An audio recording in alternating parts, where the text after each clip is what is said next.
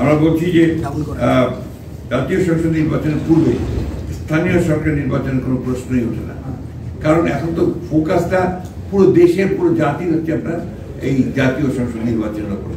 ক্রাইসিসটা ওই জায়গাতে গত 3টা নির্বাচন হতে পারেনি, মানুষ সেই জন্যই তারা নির্বাচনের মধ্য দিয়েই যে গণতন্ত্রের উত্তরণের যে পথ সেটাকে তারা সুগম করতে চায়। ওটা তো লোকাল গভর্নমেন্ট চালায়, দেশ চালায় কিন্তু আমরা জাতীয় সংসদ, আইন করে জাতীয় সংসদ। গণতন্ত্রের মূল বিষয়টাই কিন্তু হচ্ছে আপনার জাতীয় সংসদ। এটা যদি ফাংশনাল হয়, এটা যদি ইফেক্টিভ হয়, তাহলে গণতন্ত্র ফাংশনাল হয়, ইফেক্টিভ হয়। নির্বাচনের জন্য কতগুলো ফর্মালিটিস আছে, তো যেমন ভোটার লিস্ট রেডি। এটা যদি আপনার বেশি দিন লাগার কথা, 1 মাসের মধ্যেই আপনার যদি হাল লাগাত কেউ করতে চায় সেটা করতে পারবে, এটাও প্রশ্ন আছে। এরপরে আপনার হচ্ছে যে সব ফর্ম করা, নির্বাচনের প্রিজাইডিং অফিসার, এটা করতে আপনার 1-2 মাসের বেশি সময় লাগার কথা না।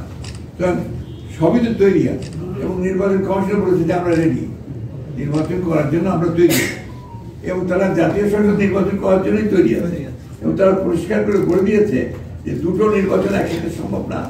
জাতীয় সংসদ নির্বাচন ছাড়া অন্য নির্বাচন করার চিন্তাটা আসে কোত্থেকে? এটা গেল 1 নম্বর। 2 নম্বর, নির্বাচন পেছানোর চিন্তাটাই বা আসে কোত্থেকে? কারণ এটা তো আপনার একদম প্রথম ব্যাপার। আপনি দেশকে যদি লাইনের উপর ঠিক তুলতে চান, সংস্কার তো আছে, সংস্কার চলমান প্রক্রিয়া।